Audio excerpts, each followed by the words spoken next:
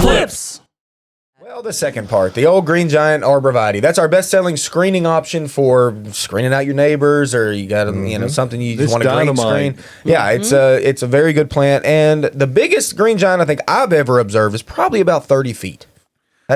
I have seen them back in the day, and there's a nursery, Worthington Farms in North Carolina has a hedge of 60-foot specimens. So I know they can get that large. Yeah, and that's really what inspired me to really. I knew that was a plant that was missing in the landscapes around Middle Tennessee, and consequently, I think that others took note of that, and there's a lot of people growing it now, and rightly so. That and Emerald arborvitae both 25 years ago were barely used in this area, and now they are used everywhere. Yes.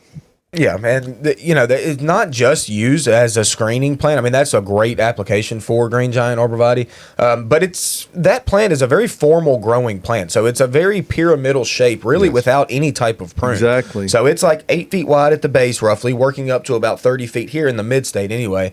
But it's formal. You don't need a prune. So if you have a large home, say 2 or 3 story home that's pretty big, and you bring the corner, you want like a corner plant on the edge, you don't have to go super skinny with emerald green arborvitae. You can use green giant arborvitae. Just make sure it's kicked out from the house You need to have that out 6 feet. Yeah, about 6 feet from the house, but it actually looks very nice on a corner of a big home. I love them on either side of the driveway. Exactly. That's look. Absolutely gorgeous. As long as you give yourself a little space around the base, and you're good with that plant. So it's a good one. People frequently misjudge.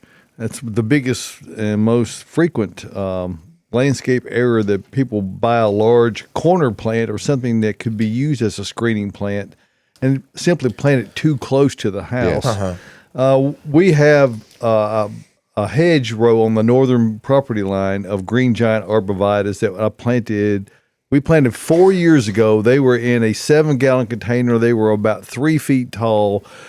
They're how tall now, Austin? They're 12. They're 12 foot. Yeah. They're 12 foot easy. So they're really at that stage where they're making the big jump, and you can see that year after year now, where they are just they're adding feet per year now. Seriously, it's incredible how fast they grow. And within a couple of years, and I planted these 10 feet on center.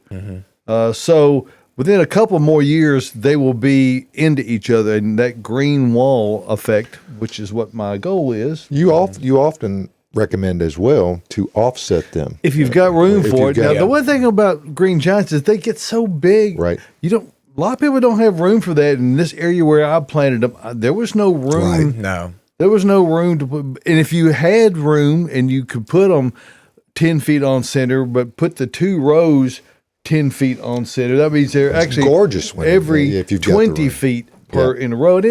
From a design standpoint, it looks a lot nicer. But you don't always have the space, particularly for something that a conifer that gets so large.